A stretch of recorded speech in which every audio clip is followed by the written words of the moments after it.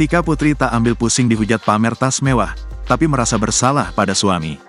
Kartika Putri mengaku tak mau ambil pusing dihujat warganet setelah memamerkan koleksi tas mewah dan bermerek miliknya. Belum lama ini, Kartika Putri menjadi perhatian publik setelah memamerkan koleksi tas-tas mewah miliknya yang berjajar di lemari.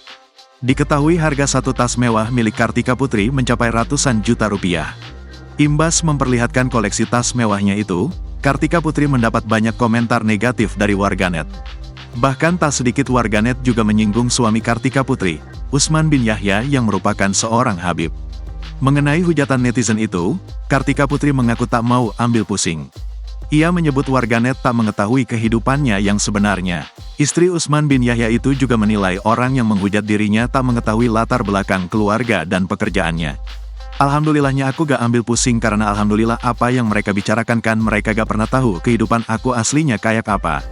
Yang kedua juga kan orang gak tahu background keluarga aku seperti apa, pekerjaan aku juga seperti apa, ungkap Kartika Putri dikutip dari YouTube Intens Investigasi, Selasa, tanggal 23 April tahun 2024. Meski mengaku tak ambil pusing, Kartika Putri mengaku dirinya merasa bersalah dengan suaminya. Ia merasa kasihan kepada sang suami imbas banyak warganet yang kerap mengaitkan perilakunya dengan statusnya sebagai istri seorang Habib. Karena hal itu, Kartika Putri mengaku selalu meminta maaf kepada sang suami. Jadi enggak mau ambil pusing aja sih, cuma lebih kasihan ke Habib aja. Karena orang jadinya bawa istri Habib, makanya aku selalu minta maaf ke Habib, imbuh Kartika Putri.